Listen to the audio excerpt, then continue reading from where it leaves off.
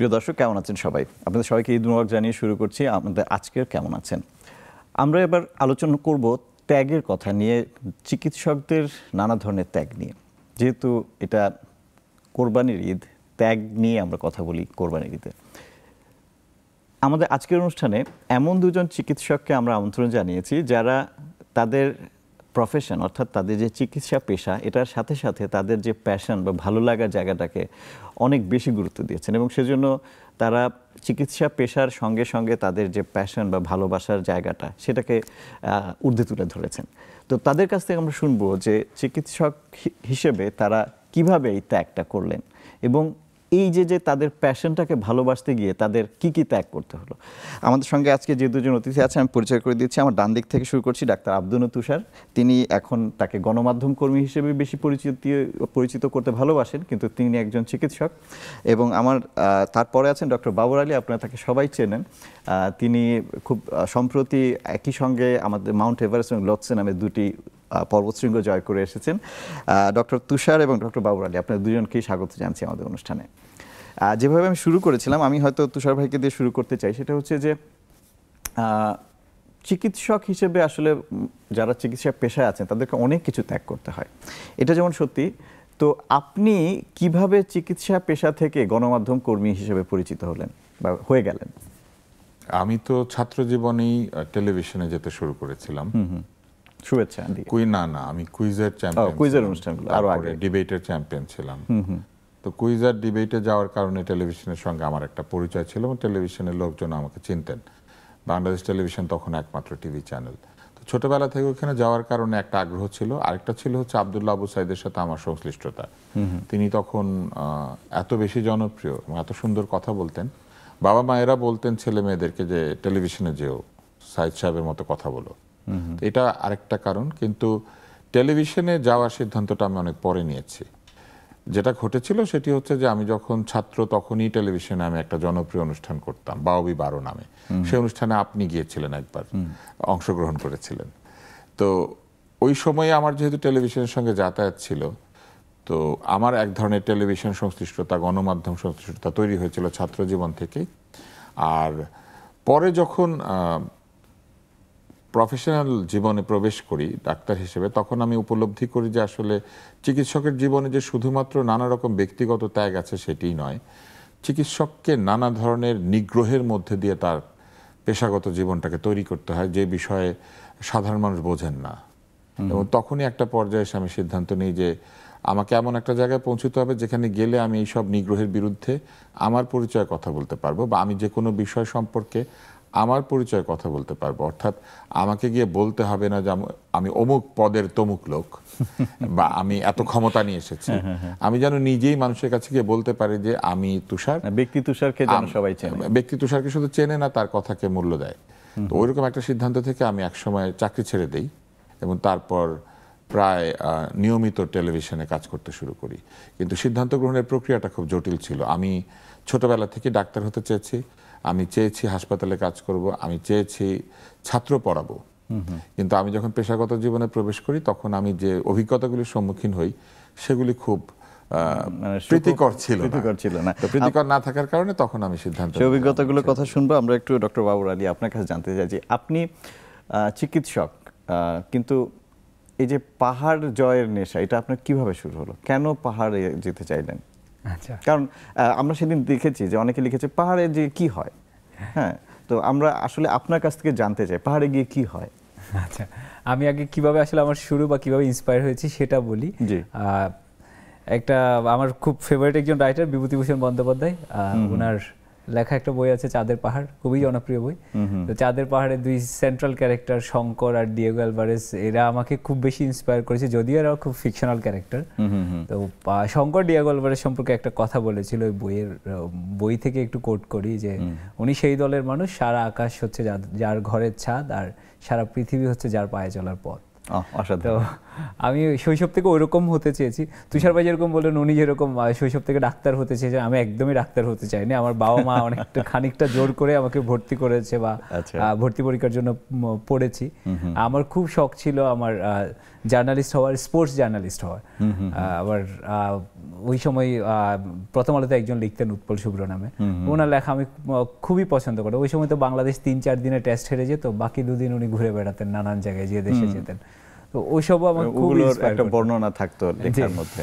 আর পরবর্তীতে এই যে বইয়ের কথা বললাম, এটা খুব ইন্সপায়ার করেছে। আরেকটা বইয়ের কথাও বলতে চাই, যে সমরেশ মজুমদারের গর্ভধারিণী। ওটা হচ্ছে আমাকে হচ্ছে হিমালয়কে চিনতে শিখিয়েছে বা হিমালয় নিয়ে আগ্রহটা জাগিয়েছে।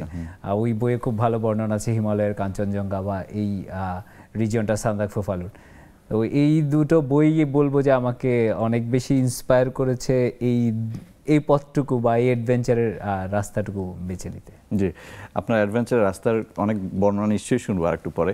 তুষার ভাইয়ের কাছে আসি, সেটা হচ্ছে যে আপনি বলেছেন যে আপনার চাকরিটা শুরু করেছিলেন, আপনি কিন্তু চিকিৎসক হিসেবেই আপনার জীবনটা শুরু করেছিলেন। তো তারপরে আপনি অনেক কিছু দেখলেন এবং ফিরে আসলেন। তো কি দেখলেন? প্রথমে যখন আমি চাকরিতে যোগ দেই, আমি একটি স্বেচ্ছাসেবী সংস্থায় চাকরিতে যোগ দিয়েছিলাম। আমি মরহুম প্রফেসর SGM চৌধুরীর একটি প্রতিষ্ঠান তিনি তৈরি করেছিলেন, সোসাইটি অফ হাইপারটেনশন, সেইখানে যোগ দিলাম। তো তিনি আমাকে দুটো অপশন দিয়েছিলেন। একটি হচ্ছে যে আমি একটি খুবই নামকরা ক্লিনিক আছে ঢাকায়, এখন সেটা হাসপাতাল হয়ে গিয়েছে, স্যার সেটার মালিকদের একজন ছিলেন, উনি বললেন যে এখানে চাকরি করতে পারো, বেতন হবে 15,000 সবকিছু মিলিয়ে, আর তুমি স্বেচ্ছাসেবী প্রতিষ্ঠানে কাজ করতে পারো, বেতন হবে 3,000, তুমি যেটা খুশি নিতে পারো। আমি 3,000 টাকার চাকরিটা নিলাম। স্যার জিজ্ঞেস করলেন যে কেন? আমি বললাম যে আমি আগে সেবা করাটা শিখতে চাই, পরে আয় করা। কেননা হাসপাতাল তো ব্যবসায়িক প্রতিষ্ঠান এবং সেখানে প্রাইভেট হাসপাতাল, আমাকে কিছুটা হলেও চেষ্টা করতে হবে যাতে হাসপাতালটি লাভ হয়। আমি লাভের চিন্তা মাথায় রেখে রোগী দেখতে চাই না, আমি চিন্তায় রাখতে চাই সেবা করা। স্যার খুব খুশি হলেন এবং আমাকে বললেন যে আমি এরকম দেখি নাই, তো তুমি আমার সাথে থাকো। তো আমি স্যারের সঙ্গে কাজ শুরু করলাম এবং সেই প্রতিষ্ঠানে আমি চাকরি শুরু করলাম। এরপর স্যার ইন্তেকাল করলেন এবং আমি একটা চাকরি পেয়ে গেলাম USAID-তে। আমার বেতন 1,30,000 হয়ে গেল। সেই 95-96 সালে 30,000 টাকা অনেক টাকা, এখন 1 লাখ টাকারও বেশি হয়তো, আরো বেশি। তো আমি সেই চাকরিটা করতে করতে আমি BCS দিলাম, কারণ আমি মানুষের সেবা করবো। ওই যে আমি 15,000 টাকার চাকরি ছেড়ে 3,000-এ চলে যাই, তা আমি তারপর ওই 30,000-এর চাকরি ছেড়ে মানে 2850 টাকা স্কেল, সাথে 2টা ইনক্রিমেন্ট 150 টাকার, 3150 টাকার স্কেলে BCS-এ জয়েন করলাম। এবং এটি জয়েন করার পরে আমি পরের মুহূর্ত থেকে অনুভব করলাম যে চিকিৎসকদেরকে এই রাষ্ট্রযন্ত্র চাকর হিসেবে ট্রিট করে, তাদেরকে আমলাতন্ত্রের অংশীদার কিংবা সরকারি যে প্রজাতন্ত্রের সেবকদের যে একটি অংশ হিসেবে চিকিৎসকদেরকে মনে করা হয় না। মনে করা হয় চিকিৎসকরা আসলে এসেছেন তাদের জীবন এখানে উৎসর্গ করে দিয়ে শেষ করে দিতে। এবং এটা কেন আমার মনে হলো আমি আপনাকে বলি। আমি এই চাকরিতে যোগ দেওয়ার আগেই আমি বঙ্গবন্ধু মেডিকেল বিশ্ববিদ্যালয়ে সাইকিয়াট্রিতে ভর্তি হয়েছিলাম। হ্যাঁ, আমাকে জানানো হলো, এবং ওই কোর্সে মাত্র 2 জন নিত, একজন সরকারি ক্যান্ডিডেট, একজন বেসরকারি। তার মানে আপনি বুঝতেই পারছেন যে পরীক্ষায় ফার্স্ট হতে হবে, সেকেন্ড হলে আপনি বেসরকারি থেকে টিকবেন না, আর সরকারি যন্ত্র সরকার থেকে আসে। তো আমি ভর্তি হলাম, ভর্তি হয়ে আমি সরকারি চাকরি পেলাম। আমি যখন বললাম যে আমি তো কোর্সে যাব, বললো যে না, সরকারি চাকরিতে তো আপনি যোগ দিলে এখনই কোর্সে যেতে পারবেন না, আপনি ছুটি পাবেন না। তা আমি বললাম আমি তো ভর্তি। বলল যে আপনি ভর্তি হলেও আপনি তো বেসরকারি হিসেবে ভর্তি, আপনাকে অনেক কাঠখড় পোড়াতে হবে। আমি চিন্তা করলাম ভর্তি হতে কোনো ব্যাপার না, আবার হওয়া যাবে। আমি আমার সরকারি চাকরিতে জায়গা মতো কাজ করতে শুরু করলাম। এবং সেখান থেকে আমি দেখলাম যে এই চাকরির একটা বিরাট অংশ দুর্নীতিতে নিমজ্জিত, এবং আমার সঙ্গে প্রতিদিন দুর্নীতিবাজদের সংঘাত হয়। এবং আমি দেখলাম যে আমাকে বলা হলো যে আমাকে থাকতে হবে একটি ব্যাচেলার্স মেসে। উপজেলায় যে স্বাস্থ্য কমপ্লেক্স, সেই স্বাস্থ্য কমপ্লেক্সে একটি ফ্ল্যাটকে ব্যাচেলার ডাক্তাররা মেসে রূপান্তরিত করেছেন, যেখানে আমারই সিনিয়র ইয়ারের ঢাকা মেডিকেল কলেজের ভাই আছেন, তিনিও ওই আমাদের ব্যাচে যোগ দিয়েছেন 17 BCS, এবং তিনি ওখানে মেস বানিয়ে ফেলেছেন। আমি সেই মেসে থাকবো। তো আমি বললাম যে কেন আমি মেসে থাকবো, আমি বিবাহিত এবং আমি একটি ভালো জায়গা পাওয়ার অধিকার রাখি। আমাকে ধমক দেওয়া হলো, কোনো আইন কানুন দেখানো হলো না। কিন্তু ওই একই জায়গাতে আমি দেখলাম আমারই সঙ্গে যোগ দিয়েছেন একজন নারী চিকিৎসক, তার কোয়ার্টারটি রেডি করা হচ্ছে এবং সেখানে গ্রিল লাগিয়ে দেওয়া হচ্ছে, চুনকাম করা হচ্ছে। আমি গিয়ে জিজ্ঞেস করলাম যে এটা কেন হচ্ছে, আমরা তো একই সঙ্গে যোগ দিয়েছি। আমাকে আমার হেলথ কমপ্লেক্সের যিনি বস, আপনি জানেন সেই পদের নাম, উনি আমাকে বললেন যে সে স্বাস্থ্য সচিবের মেয়ে, তুমি তো স্বাস্থ্য সচিবের ছেলে না। আমি উপলব্ধি করলাম যে আমার চাকরিটা আসলে কাগজে কলমে যতই প্রজাতন্ত্রের কাজ হোক, এখানে আসলে অন্যভাবে নিয়মকানুন আছে। এবং প্রথম দিন থেকে আমি আসলে অ্যারোগেন্ট হয়ে গিয়েছিলাম, আমি এই চাকরিতে আমার আর মন ছিল না। কিন্তু আমি যেতাম, রোগী দেখতাম, এবং সেখানে গিয়ে আমি দেখলাম যে হেন জায়গা নাই যেখানে দুর্নীতি হয় না, এবং প্রত্যেক জায়গাতে তাদের সঙ্গে আমার সংঘাত হতে হতে এক পর্যায়ে আমি সিদ্ধান্ত নিলাম আমি চাকরি করবো না। ডক্টর বাবর আলী, আপনি কিভাবে এই যে আপনার যে হিমালয় যাত্রা, এটা কিভাবে শুরু করলেন? আমি প্রথম পাহাড়ে যাই হচ্ছে আমাদের দেশে সবুজ পাহাড়ের সাথে আমার পরিচয় 2010 সালে, আমি মেডিকেল দ্বিতীয় বর্ষে পড়ি তখন। প্রথমবার পাহাড়ে গিয়ে দিন যেটাকে আসলে বইয়ের পাতায় পড়ছিলাম, ক্যালেন্ডারের ছবিতে দেখছিলাম, সেটা প্রথমবার দেখতে পাবার আনন্দ আর কি, সেটা অনুভব করার সুযোগ হলো। এবং এরপর থেকে এটা নিয়মিত চলতে থাকলো। আমার লাকিলি আমি প্রথমবার কোন পাহাড়ে গিয়েছিলেন? কেওক্রাডং, আমাদের দেশের বেশিরভাগ লোকের যেখানে পায়ে খড়ি হয় ট্রেকিং এ, সেখানটাতে। আর আমার লাকিলি আমি চট্টগ্রাম মেডিকেল কলেজে পড়েছি, আমি চট্টগ্রামের সন্তান। তো আমার যেটা সুবিধা ছিল, বড় ছুটিগুলো মানে মেডিকেল কলেজে তো একটু ছুটি ছাটার সংখ্যা খানিকটা কম, তো দেখা যেত বড় দুই ঈদ, দুর্গাপুজো, এগুলোতে মোটামুটি বড় ছোট ছুটি থাকতো। বা আমার বন্ধুরা হয়তো একটু আগে অটো নিয়ে নিয়েছে যারা চট্টগ্রামের বাইরে আছে, তো এই সুযোগ হয়তো একটু বড় সুযোগ হতো, এবং এই ছুটিগুলো আমি কাজে লাগাতাম আর কি। তো 2014 সালে প্রথম হচ্ছে আমার যদি পর্বতের সাথে পরিচয়, শুভ্র পর্বত বা বরফে ঢাকা পাহাড়, সেটার সাথে পরিচয় হয় 2014 সালে। আর এরপর থেকে কোনটা দেশ? সেটা ল্যাংটাং গোসাইকুন, নেপালের একটা ট্র্যাক রুট আছে ল্যাংটাং গোসাইকুন, ওখানে 3টা পর্বতে ওই সময় আমার হচ্ছে চূড়ায় পা রাখার সুযোগ হয়েছিল। সেটা কায়ানজিন রি, সারগরি আর সুরিয়া পিক বলা হয়। এরপর থেকে প্রত্যেক বছরই আমি হিমালয়ে যাচ্ছি, এবং 2017 সালে গিয়ে একটা অভিযানে গিয়ে আমি একটা ছোট্ট দুর্ঘটনায় পড়ি। হিমাচল প্রদেশের মাউন্ট ফাবরাং বলা হয় এটাকে। তো ওটাতে গিয়ে এর আগে আমি প্রথাগত যে পর্বতারোহণ প্রশিক্ষণ, সেটার সাথে আমার ধারণা ছিল সেটা আমার লাগবে না, বা আমি চাই না করতে। হ্যাঁ, ওই দুর্ঘটনার পরে আমার মনে হলো যে না, আমি আর একটু ভালো মতো ব্যাপারটা শিখি আর কি। ওই কোর্সে যা করানো হয় বা শেখানো হয়, এর বেশিরভাগটুকুই আমি জানতাম, কিন্তু ওই যে একটা ইনস্টিটিউশনে শেখা নিয়মের মধ্য থেকে, সেটা মনে হয় আমার মিসিং ছিল, এবং আমি সেটা করলাম। ভারতের উত্তরাখণ্ডের উত্তরকাশীর একটা NIM বলা হয়, Nehru institute of mountaineering, Indian army চালাই মূলত এটা। তো ওখানটাই কোর্স করলাম, এবং কোর্স করার পরে যেটা হলো, আসলে আমার কনফিডেন্সটা আর অনেক বাড়লো। আমি বেশিরভাগটুকুই জানতাম, এটা আমাকে খুব মোরালি বুস্ট আপ করেছে। আর এরপরে তো প্রত্যেক বছর যাচ্ছি। আমি সবসময় বিশ্বাস করি যে পাহাড়ে যাওয়ার ট্রেনিং পাহাড়েই হয়। আর এছাড়া আমি যখন এবার দেশে আসছি, তখন এটা তো যেহেতু কন্টিনিউয়াস প্রসেস, মাউন্টেনিয়ারিংটাকে আমি নিজে স্পোর্টস হিসেবে দেখি না, এটা লাইফস্টাইল হিসেবে দেখি। এভাবে নিজেকে আপনি ধীরে ধীরে প্রস্তুত করলেন। আচ্ছা, আবারও আপনার গল্প শুনবো। ডক্টর তুষার, আপনি চাকরি ছেড়ে দিলেন, তারপরে কিভাবে আপনার নতুন জীবনে আপনি ঢুকলেন? এটা খুব সহজ না কিন্তু, কারণ আপনি এর আগ পর্যন্ত যা করেছেন সেগুলো কিন্তু কোনোটাই প্রফেশনালি করেননি। ডাক্তারিটা প্রফেশনালি শুরু করেছেন? হ্যাঁ, ডাক্তারিটা না, আমি বলছি ডাক্তারির বাইরে এখন আপনি যা করছেন। আপনাকে আরেকটা মজার তথ্য আগের প্রশ্নের সাথে দেওয়া হয় নাই। তো আমি বললাম যে ঠিক আছে, একটা কোয়ার্টার তো দিচ্ছেন স্বাস্থ্য সচিবের মেয়েকে। স্বাস্থ্য সচিবকে আমি চিনতাম, আমি তাকে আঙ্কেল ডাকতাম। তো আমি তারপরে বললাম যে তাহলে অন্য জায়গায় দেন, আরো তো কোয়ার্টার আছে।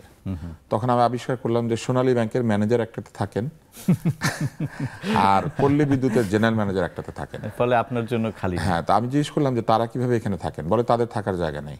আমি তো ডাক্তারের তো থাকার জায়গা নেই, বলছে তারা বেশি গুরুত্বপূর্ণ, তারা যদি না থাকেন বিদ্যুৎ থাকবে, তারা যদি না থাকেন বেতন আসবে।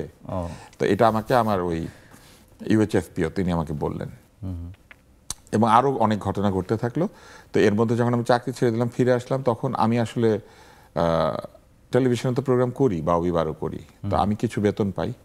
আর ফিরে আসলে আমার অন্য কাজ করার অনেক অ্যাভিনিউ ছিল, আমি পত্রিকাতে লিখতাম। তো ঘুরে ফিরে দেখা যেত যে আমি যে 2850 টাকা স্কেলে বেতন পেতাম, আর তার সাথে বাড়ি ভাড়া সব মিলিয়ে 5000, সেটা আমি 3-4টা কাজ করে আয় করতে পারি। কিন্তু তার সঙ্গে আমার যুক্ত হলো যে আমি তো বাসায় থাকতে পারি, এবং আমি আমার ক্লাসমেটকে বিয়ে করেছি, ফলে ওই সময় আমি তো বাসায় থাকতে পারছি, সময় দিতে পারছি, বাবা মার সাথে থাকতে পারছি, এবং আমার 2 সন্তানই জন্ম নিয়েছে। আমার ছেলেটির অটিজম আছে, আমার বাসায় থাকা জরুরি। তো আমি যখন চিন্তা করলাম যে আমি প্রফেশনে থাকবো না, তখন আমি পত্রিকা লিখতাম, পত্রিকা থেকে একটা বিল পেতাম, টেলিভিশনে অনুষ্ঠান করতাম, সেটা থেকে একটা বিল পেতাম, এবং তখন আমি শুভেচ্ছা করায় মনোযোগ দিলাম। চাকরি ছাড়ার পরে না, শুভেচ্ছা শুরু হয়ে গিয়েছিল, কিন্তু আমি মনোযোগ দিয়ে শুভেচ্ছা করা শুরু করলাম। চাকরির জন্য আমি শুভেচ্ছা বন্ধ করে দিয়েছিলাম। আমি 9 মাস শুভেচ্ছা বন্ধ করে দিয়েছিলাম। হ্যাঁ, আমি শুভেচ্ছা বন্ধ করে দিয়েছিলাম। চাকরিটা পাওয়ার পরে যেহেতু আমি সরকারি চাকরি করব, আমি 9 মাস কিন্তু শুভেচ্ছা করি নাই। কিন্তু যখন আমি ফেরত আসলাম, চাকরিটা করব না সিদ্ধান্ত নিলাম, তখন আমি আবার শুভেচ্ছা শুরু করলাম। মাঝখানে 9 মাস জোরে সোরে, কারণ আমাকে তখন আয় করতে হবে। এবং তখন আমি হিসাব করে দেখলাম যে শুধু আয় করলেই হবে না, আমি সরকারি চাকরিতে আসলে যদি প্র্যাকটিস না করি, তাহলে আমি সারা জীবনে কত টাকা আয় করব, তাহলে ওই টাকাটা আমাকে 5 বছরের মধ্যে আয় করতে হবে। এরকম একটা টার্গেট ঠিক এই টার্গেট নিয়ে আমি কাজ করতে শুরু করলাম, কারণ এছাড়া আর কোনো উপায় ছিল না। কেননা আপনি যখন সিস্টেমের থেকে এইভাবে নিজেকে সরিয়ে নেবেন, তখন এই বাংলাদেশের নিয়ম হচ্ছে সবাই আপনাকে এক ধরনের সামাজিক ট্রল করতে থাকবে। এখন যেমন ফেসবুকে ট্রল হয়, আপনাকে বাসায় এসে লোকে জিজ্ঞেস করবে, ও ডাক্তারি করো না, কি করছো? আচ্ছা ডাক্তারি করো না, কিন্তু তাহলে চলো কিভাবে? এবং এখনো কিন্তু আমাকে এই প্রশ্নটা শুনতে হয়। মনে হয় বাবর আলী ভাই হাসছে, ওনাকেও এটা শুনতে হয়। তবে আমাদের একটা বিরতির সময় হয়ে গেছে। কি করো, এটা নিয়ে নিশ্চয়ই অনেক প্রশ্ন আমরা করবো একটা ছোট্ট বিরতির পর। প্রিয় দর্শক, ছোট্ট একটা বিরতি নিচ্ছি। খুব মজার আলোচনা হচ্ছে ডক্টর বাবর আলী এবং ডক্টর আব্দুল তুষারের সাথে। ফিরে এসো, আশা করি আপনাদের পাবো।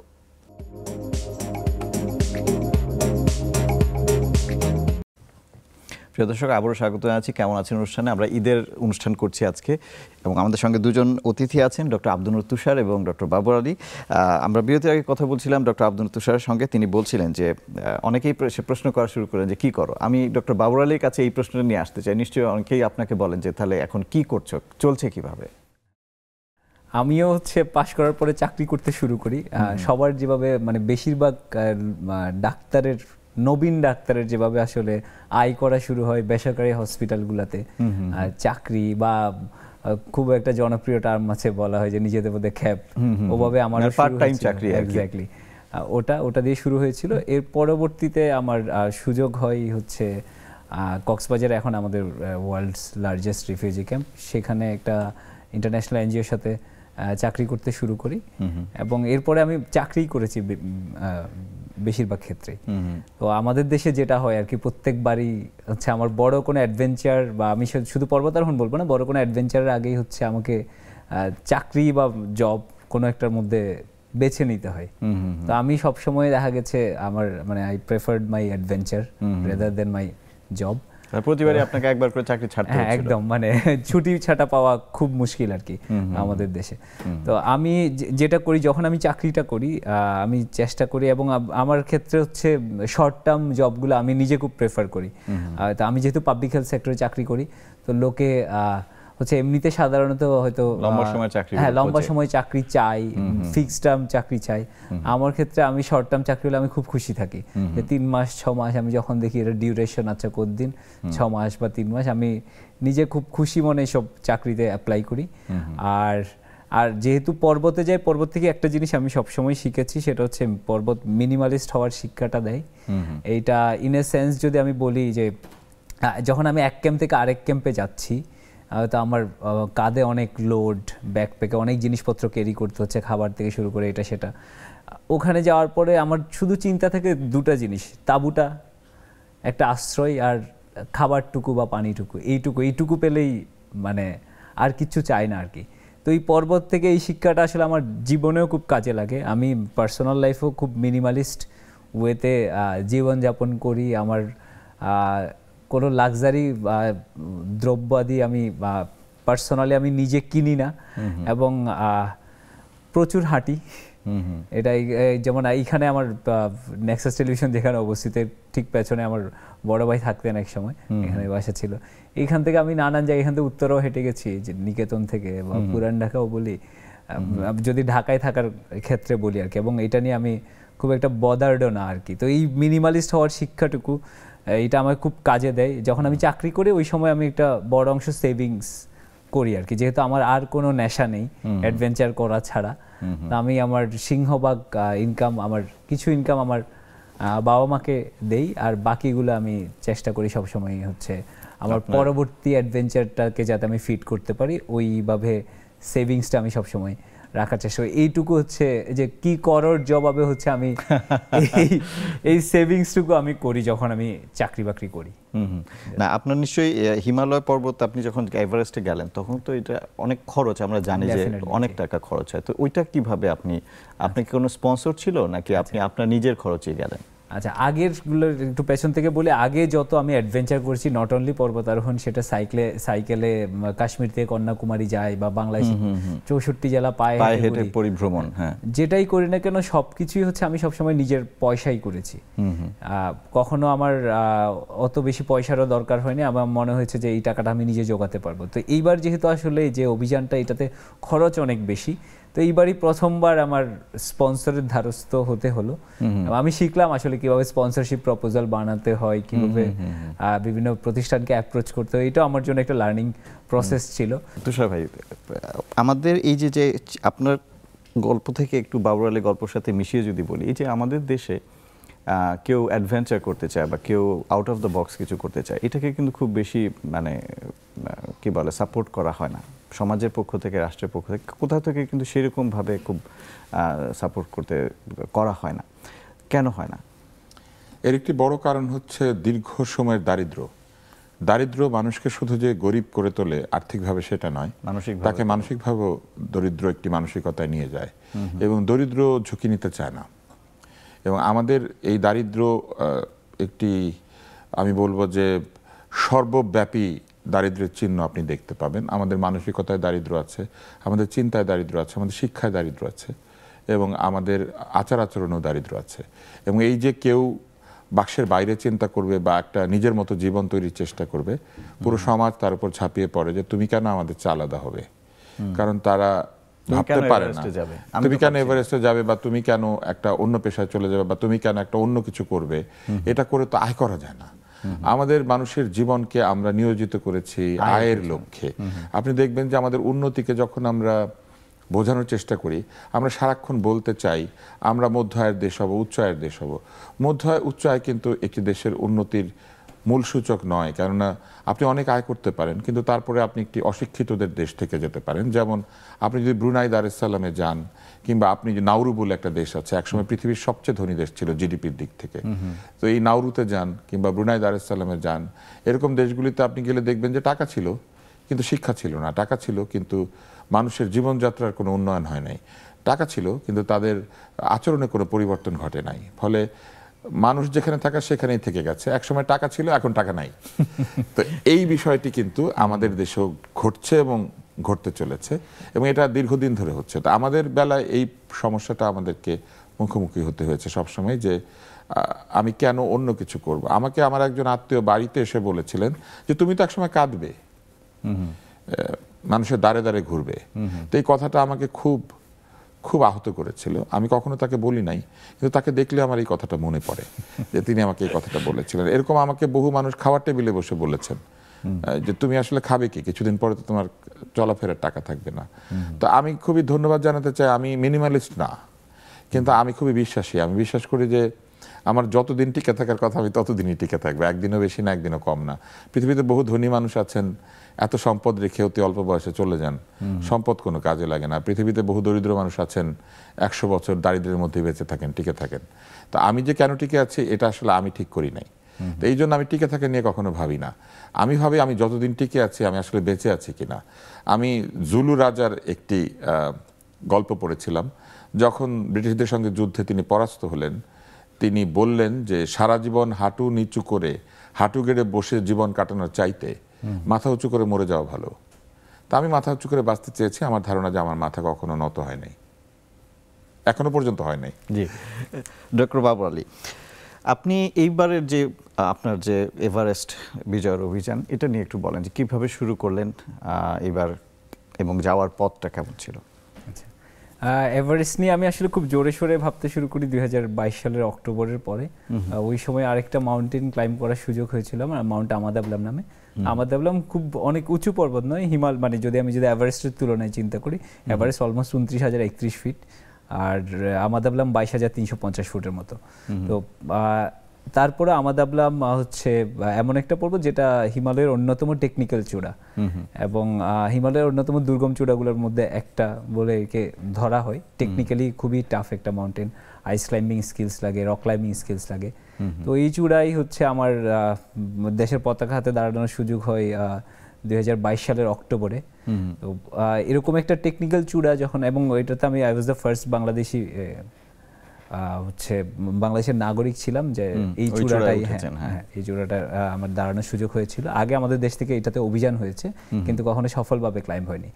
তো এরপরে হচ্ছে এবার আমি আসলে খুব ভালোভাবে ভাবতে শুরু করলাম যে এটা যখন পারা গেছে তাহলে হয়তো এভারেস্টও পারা, কারণ এভারেস্ট আমাদাবলামকে অনেকেই বলেন যে টেকনিক্যালি এভারেস্টের চেয়েও এটা কঠিন মাউন্টেন, এবং হুইচ ইজ ট্রু অ্যাকচুয়ালি। আমি যেহেতু দুটো পর্বতেই যাওয়ার সুযোগ হয়েছে, মানে উচ্চতার জন্য না, আসলে তার প্রতিকূলতার জন্য। এক্স্যাক্টলি, এটা টেকনিক্যাল কারণেই। তো ওটার পরে আমি খুব জোরে সোরে ভাবতে শুরু করি, এবং 2023-এ আসলে আমি প্ল্যান করছিলাম যে যাব, কিন্তু নানান কারণে সেটা হয়ে ওঠেনি। আর 24-এ এবার 23-এর অক্টোবর থেকে এবার আমি খুব এটার পেছনে হচ্ছে জোরে সোরে আসলে ছুটতে শুরু করলাম, স্পন্সরদের কাছে যাওয়া বা বাকি যে আনুষঙ্গিক প্রস্তুতি এবং নিজেকে ফিজিক্যালি প্রিপেয়ার করা। আর এই অভিযানটা প্রায় 2 মাসের একটা অভিযান। আমি দেশ ছেড়েছি গত 1 এপ্রিলে, আর দেশে ফিরেছি 28 মে। আর ইন বিটুইন হচ্ছে 1 এপ্রিল কাঠমান্ডু পৌঁছানোর পরে ওখানে বাকি পারমিশন, লজিস্টিক্স বা আমার অতি উচ্চতার জন্য প্রয়োজনীয় যেসব হচ্ছে কাপড় চোপড় লাগে বা সরঞ্জাম লাগে সেগুলো কিনতে ব্যয় হয়। এবং 4 তারিখে হচ্ছে আমি সাগরমাথা ন্যাশনাল পার্ক বা সলোখম্বুর গেটওয়ে বলে একটা জায়গা আছে, বলা হয় এটাকে লুকলা, যে জায়গাটা, সেখান থেকে হচ্ছে আমি ট্র্যাক করতে হাঁটতে শুরু করি, এবং অনেকগুলো ছোট্ট গ্রাম জনপদ পেরিয়ে হচ্ছে গত 10 এপ্রিল পৌঁছাই হচ্ছে বেস ক্যাম্পে। আর এরপরের বাকি সময়টুকু ব্যয় হয়েছে মূলত হচ্ছে অতি উচ্চতার সাথে শরীরকে খাপ খাইয়ে নিতে। অ্যাক্লামাটাইজেশন আমরা পড়েছি, ওই ব্যাপারটুকু করতে এই সময়টুকু লাগে। এবং অ্যাক্লামাটাইজেশন প্রসেস শেষে আমি গত 19 মে হচ্ছে পৃথিবীর সর্বোচ্চ চূড়াই হচ্ছে দেশের পতাকা হাতে দাঁড়ানোর সৌভাগ্য হয় আমার, ওখান থেকে বাকি দুনিয়াটাও দেখার সৌভাগ্য হয়। আর 21 মে পৃথিবীর 4র্থ সর্বোচ্চ পর্বত লোৎসে, সেখানটায় হচ্ছে আমার চূড়াটা ছোঁয়ার সুযোগ হয়, আর দেশে ফিরে 28 মে। উপরে উঠে কি দেখলেন আপনি? পৃথিবীর সর্বোচ্চ চূড়ায় উঠে কি দেখলেন? পৃথিবীর সর্বোচ্চ চূড়া আমি যেহেতু ক্লাইম্ব করেছি নেপালের দিক থেকে, তো নেপালের দিক থেকে ক্লাইম্ব করলে যেটা হয় যে এভারেস্ট 15টা রুটে এ পর্যন্ত ক্লাইম্ব হয়েছে। তো এখন সবচেয়ে বেশি ক্লাইম্ব হয় মোটা দাগে যদি আমি বলি, সেটা নেপালের দিক থেকে বা দক্ষিণ দিক থেকে, আর অন্য দিকটা হচ্ছে তিব্বতের দিক থেকে, উত্তর দিক থেকে। তো আমি যেহেতু নেপালের দিক থেকে ক্লাইম্ব করেছি, ওদিকটা তো আমি মানে উঠতে উঠতে দেখা হচ্ছিল। আমি খুব মুগ্ধ চোখে আসলে তিব্বতের দিকটা দেখেছি, এবং তিব্বত নিয়ে তো একটা ফ্যাসিনেশন সবারই থাকে, সবাই নিষিদ্ধ দেশ বলে বা তিব্বতের লাসাকে নিষিদ্ধ নগরী বলে। আমি মানে যত দূর পর্যন্ত চোখ যাচ্ছিল হচ্ছে একদম ঢেউ খেলানো পাহাড়ের সারি, পাহাড়ই আছে, ওটাই খুব মুগ্ধ চোখে দেখছিলাম, এবং মনে হচ্ছিল আর কি এই চোখের এতদিন কত কি পাওয়ার বাকি ছিল। কতক্ষণ ছিলেন আপনি? আমার চূড়ায় 70 মিনিট থাকার সৌভাগ্য। 70 মিনিট, একদম পৃথিবীর চূড়ায়। অসাধারণ। ডক্টর আব্দুল তুষার, আপনি শুরু করলেন আপনার গণমাধ্যম কর্মী হিসেবে জীবন, তারপরে এই আজকে এই পর্যন্ত আসতে, এর মাঝখানে আপনি বিভিন্ন মাধ্যমে কাজ করেছেন, অনলাইনেও আপনার সরব একটা পদচারণা আছে। আপনি যা বলতে চেয়েছেন তা কি বলতে পেরেছেন?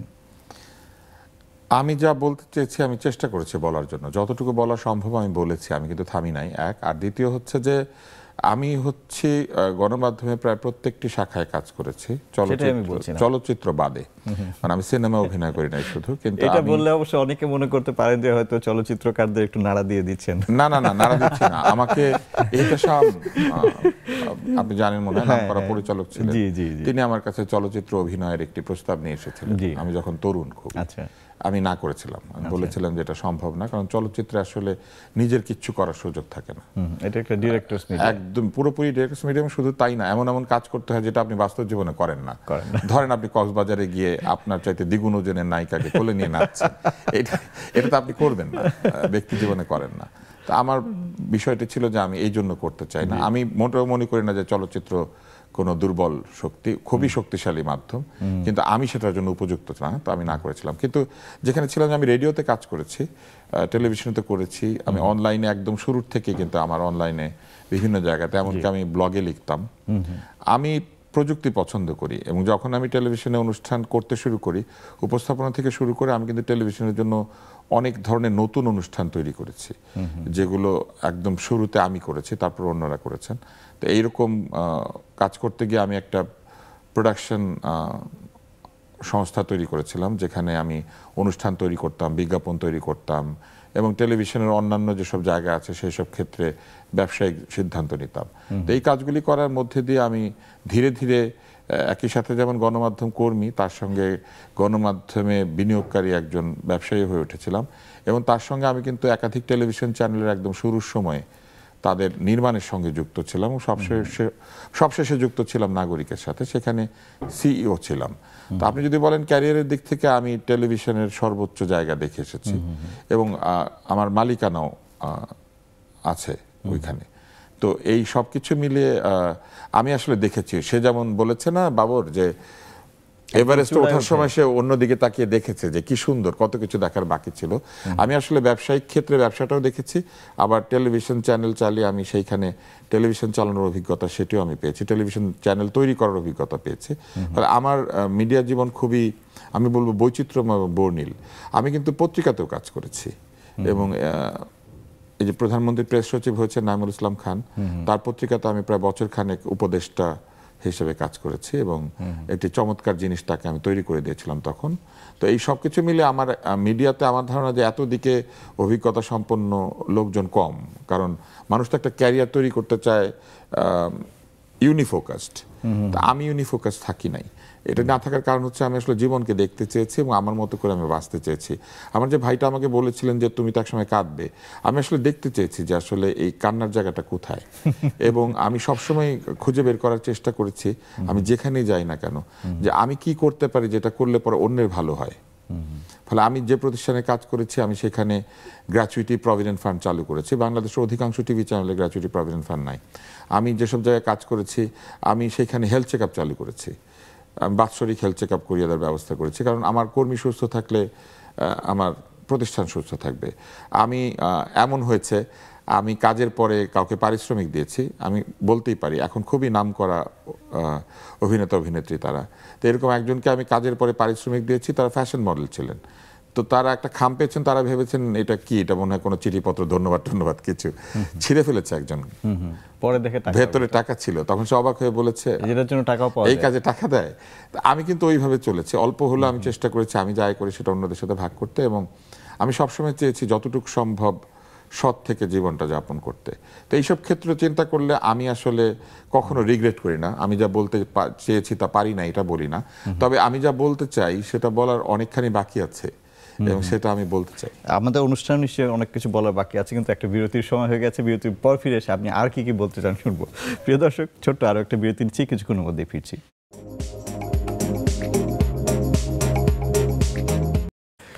প্রিয় দর্শক, আবারও স্বাগত জানাচ্ছি ঈদের বিশেষ কেমন আছে অনুষ্ঠানে। আজকে আমাদের সঙ্গে আছেন ডক্টর আব্দুল তুষার এবং ডক্টর বাবর আলী। বিরতির আগে আমরা ডক্টর তুষারের সাথে কথা বলছিলাম। ডক্টর বাবর আলী, আপনার কাছে ফিরি। সেটা হচ্ছে যে আপনি যে এই যে পর্বতারোহণ করলেন, এই যে আপনার অ্যাডভেঞ্চারময় একটা জীবন আছে আপনার চিকিৎসা পেশার পাশাপাশি, এটার জন্য কি আপনাকে অনেক কিছু ত্যাগ করতে হয়েছে? আপনার কাছে কি মনে হয়? অবশ্যই বলবো হচ্ছে আমার মানে কেরিয়ারটার উপর একটা নেগেটিভ ইম্প্যাক্ট ডেফিনেটলি পড়েছে, কারণ প্রত্যেকবার, এইবারও যেমন মানে আমাকে কিছু না কিছু একটা স্যাক্রিফাইস করতে হয়। প্রত্যেকবারই কোনো একটা অভিযানে যাওয়ার আগে চাকরিটা ছাড়তে হচ্ছে। আমি হয়তো ওটা ওনাদেরকে বোঝাতে সক্ষম হচ্ছি না যে আমার এই অভিযানে এতদিন সময় কেন লাগবে, বা এটা বুঝতে চাচ্ছে না যে পর্বতেই কেন যেতে হবে এবং সেটাতে এত সময় কেন লাগছে। এবং এসে আবার আরেকটা স্ট্রাগল, যে আবার নতুন করে চাকরি খোঁজো। এবার যদি আমি রিটেনটা ক্লিয়ার করে ভাইবা বোর্ডে যাচ্ছি, এবার সেখানে আবার সেটার কৈফিয়ত চাওয়া হচ্ছে, কেন আগের চাকরিটা ছেড়েছি, এটা এমন চাকরি ছিল, এখানেও ছেড়ে যাব কিনা, এবং আর এত চাকরি কেন আমার সিভিতে। এটাও ইন্টারেস্টিং, এত জায়গায় চাকরি কেন? হ্যাঁ, এত জায়গায় চাকরি কেন, তো এটার ডেফিনেটলি একটা নেগেটিভ ইম্প্যাক্ট পড়ে। আর যেহেতু আসলে ওইভাবে আমাদের দেশে এইসব জিনিসে আসলে পৃষ্ঠপোষকতা পাওয়া খুব মুশকিল, তো আমার সেভিংসের একটা বড় অংশ চলে যায়। আর সেটা নিয়ে আমার কোনো আফসোস নেই। আমি চাকরি বাকরি বা যাই করি আমার এই অ্যাডভেঞ্চার অ্যাক্টিভিটিগুলোকে আসলে ফিট করার জন্যই করি, সেটা নিয়ে খুব একটা আফসোস নেই। কিন্তু ডেফিনেটলি এটার প্রত্যেকবার এই ধরনের প্রশ্নের সম্মুখীন হওয়া এবং প্রত্যেকবার এই ধরনের চ্যালেঞ্জগুলো মোকাবেলা করতে হয় এবং খানিকটা ক্লান্ত আর কি, এই একই কথা বারবার বলতে বলতে।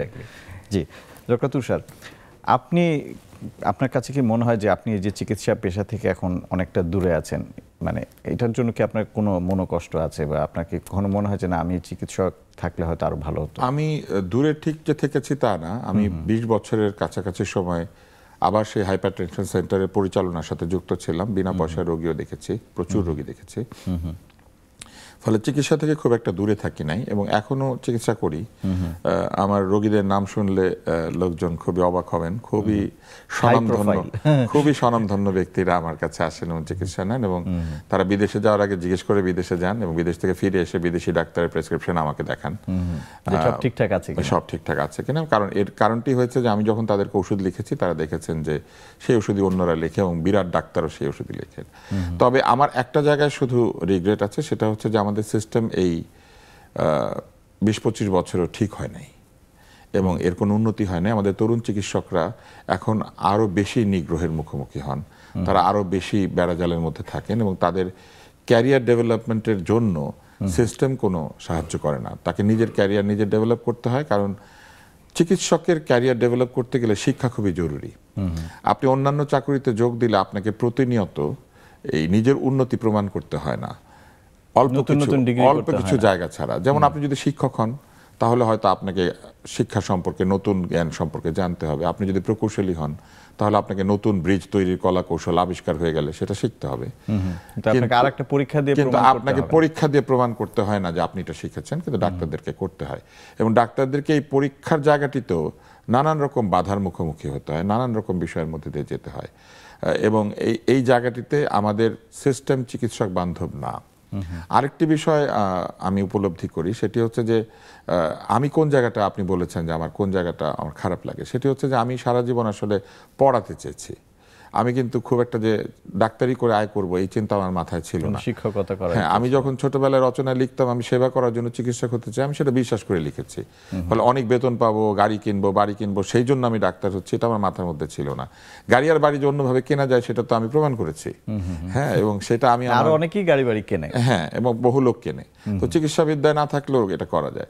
তো গাড়ি বাড়ি কেনার জন্য আমি চিকিৎসক হতে চাই নাই, সেজন্য আমার ওই চিন্তাটা নাই। তবে আমার যেটা মন খারাপ হয় সেটা হচ্ছে আমি পড়াতে চেয়েছিলাম এবং আমি যখন তাদেরকে আবেদন নিবেদন করেছিলাম যে আমি আসলে পড়াতে চাই, আমাকে যে কোনো একটা জায়গায় পড়ানোর সুযোগ দেন, তারা সেটাও আমাকে দেন নাই। এবং আপনি জেনে খুবই মজা পাবেন, বিষয়টা রাজনৈতিক।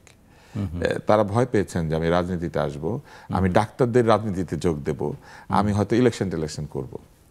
এবং এই ভয় থেকে আমাকে আমার বন্ধুরাও আমার সঙ্গে শত্রুতা করেছেন, যারা আমার সঙ্গে একই রাজনীতিতে ছিলেন, আর যারা শত্রু তারা তো করেছেনই। এবং এই দুই পক্ষের বিরোধিতা আমাকে মুখোমুখি হতে হয়েছে আমার ক্যারিয়ার জীবনে। এবং ডাক্তারদের জীবনের সবচাইতে ভয়ঙ্কর জায়গা হচ্ছে চিকিৎসকদের রাজনীতি। চিকিৎসকরা যখন রাজনীতি করেন তারা সরাসরি তাদের ওথ ভঙ্গ করেন, কারণ চিকিৎসক শপথ নিয়েছেন তিনি রাজনৈতিক বিবেচনায় কোনো সিদ্ধান্ত নেবেন না রোগী দেখার সময়, কিন্তু তিনি সারাদিন রাজনৈতিক বিবেচনায় তার কলিগদের সম্পর্কে সিদ্ধান্ত নেন, কার প্রমোশন হবে কার প্রমোশন হবে না, সে কি আমার দলের নাকি অন্য দলের। এই যে সিদ্ধান্তের গ্রহণের প্রক্রিয়ার মধ্যে দিয়ে এই চিকিৎসকদের লোকেরা, নেতারা যান, তারা কিন্তু সম্পূর্ণভাবে শপথ ভঙ্গকারী। এবং এই কথাগুলি যাতে আমি বলতে পারি সেই জন্য আমি গণমাধ্যমে এসেছিলাম। এখন দেখেন আমি কি অবলীলা এই কথাগুলি বলছি এবং আমার কিছু আসে যায় না, কারণ আমার প্রমোশনের জন্য তাদের কাছে যেতে হয় না, চাকরির জন্য যেতে হয় না, আমাকে শোকজ করার ক্ষমতা তাদের নাই। না, অসাধারণ। ডক্টর বাবর আলী, আমরা আসলে অনুষ্ঠানের শেষের দিকে, আপনি অনেক মানে আমার পৃথিবীর সর্বোচ্চ শৃঙ্গে উঠেছেন, সবচেয়ে উচ্চতায় উঠেছেন। ওখানে যাওয়ার পরে আপনার নতুন কি উপলব্ধি যেটা আপনি শেয়ার করতে চান খুব সংক্ষেপে? ওকে, আচ্ছা, এইটা আমি বলবো পাহাড়ে গেলে যে জিনিসটা শেখা যায় সেটা হচ্ছে জীবনটাকে ভিন্ন পার্সপেক্টিভ থেকে দেখা যায়। জীবন তো অলমোস্ট সব জায়গাতেই এক আর কি, কিন্তু এভারেস্টে গেলে যেটা বা এরকম পাহাড় চড়তে গেলে যেটা হয় আর কি, এক হচ্ছে কেউ যদি এখন এভারেস্ট দেখতে চায় সে তো ঢাকাতে কাঠমান্ডু ফ্লাইটে যাওয়ার সময় দেখতে পারে, ওর উপর দিয়ে যায়, হ্যাঁ পাশ দিয়ে যায় এবং ওয়েদার ভালো থাকলে দেখাও যায়। কারণ সেখান থেকে পাহাড় দেখা বা এভারেস্ট দেখা আর কেউ যখন এভারেস্ট বেস ক্যাম্প ট্র্যাক করে যাচ্ছে আর সেই দেখা, দুটোর মধ্যে বিস্তর ফারাক। একই সাথে কেউ যখন এভারেস্টটা ক্লাইম্ব করছে, উঠতে উঠতে দেখছে, সেটা থেকেও কিন্তু দেখাটা, এটার মধ্যে বিস্তর ফারাক আছে। এই দেখার একটা ব্যাপার আছে। আর পাহাড়ে গিয়ে আরেকটা যে জিনিসটা আমার মনে হয়েছে আর কি, বা মনে হয় সব সময় গেলে, ওখানে গেলে বোঝা যায় যে how insignificant we are, how small we are পৃথিবীর তুলনায় বা মহাবিশ্বের তুলনায়, হ্যাঁ, বা শুধু পাহাড়টার তুলনায়ও যদি বলি আর কি, কত ক্ষুদ্র আমরা, এইটুকু আমার সবসময় মনে হয়। জি, ডক্টর তুষার, ঈদের দিনে আমরা আজকে কথা বলছি, ঈদের সময়ে আপনি আপনার দর্শকদের জন্য যারা আছেন তাদের জন্য কিছু বলতে চান কিনা? যারা আমার দর্শক তারা অনেকে আমার চেয়ে বয়সে বড়, যদিও এদের পরিমাণ কমছে, আর অধিকাংশই আমার চেয়ে এখন বয়সে ছোট, কারণ আমার বয়স বাড়ছে। কিন্তু একটা বিষয় আমি দর্শকদেরকে বলতে চাই যে একজন শিল্পীর জীবন এবং একজন চিকিৎসকের জীবন খুবই কাছাকাছি। আমরা ভাবি যে চিকিৎসকের জীবন মনে হয় রোবটিক, আসলে সেটি নয়। একজন শিল্পী যেমন তার মন দিয়ে একটি চমৎকার সৃষ্টি করেন, একজন চিকিৎসক তার সমস্ত মন, শরীর এবং তার শিক্ষা দিয়ে জীবনকে বাঁচিয়ে রাখার চেষ্টা করেন, এবং একটি নতুন জীবন সাধারণত চিকিৎসকের হাতে এখন পৃথিবীতে আসেন। আপনারা যারা এই অনুষ্ঠান দেখছেন, আপনারা চিন্তা করে দেখেন, আপনাকে আপনার জন্মের মুহূর্তে প্রথমে স্পর্শ করেছেন হয়তো কোনো চিকিৎসক অথবা স্বাস্থ্যকর্মী, এবং যাদের স্বাভাবিক পরিণতি হয় জীবনের, তাদের চলে যাওয়ার সময়টা তো হাত ধরে থাকেন অথবা পাশে থাকেন একজন চিকিৎসক আর স্বাস্থ্যকর্মী। আপনারা যদি সম্মান করতে নাও পারেন তাহলে অসম্মান করবেন না চিকিৎসকদের এবং যারা আপনাদের জন্য এই ধরনের সেবামূলক কাজে সময় দেন। আমরা দেখেছি আমাদের সমাজে শিল্পীদের প্রতি, চিকিৎসকদের প্রতি এবং যারা সমাজে দায়িত্ব পালন করেন তাদের প্রতি আমাদের অবহেলা সর্বোচ্চ, ক্ষমতার প্রতি আমাদের সম্মান সর্বোচ্চ। মনে রাখবেন, ক্ষমতা চিরস্থায়ী না, কিন্তু যারা সেবা করেন তাদের সেই সেবা চিরস্থায়ী। ডক্টর আব্দুল তুষার এবং ডক্টর বাবর আলী, আপনাদের দুজনকে অসংখ্য ধন্যবাদ। আমার মনে হয় যে আজকে আমি খুবই উপভোগ করলাম আপনাদের সাথে গল্প করাটা। ডক্টর আব্দুল তুষারকে আমি অনেক দিন আগে থেকে চিনি, ডক্টর বাবর আলীর সাথে আজকে আমার পরিচয় হলো। আমার মনে হয় যে আমার দর্শকরা খুবই উপভোগ করেছেন। আপনাদের অনেক ধন্যবাদ দিয়ে আমি আজকে অনুষ্ঠান শেষ করব। প্রিয় দর্শক, আপনাদেরকে অনেক ধন্যবাদ আমাদের সঙ্গে থাকবার জন্য। আমার মনে হয় যে আপনারাও আমার মতো উপভোগ করেছেন এই অনুষ্ঠানটা। আগামীকাল দেখা হবে আবার নতুন কোনো বিষয় নিয়ে।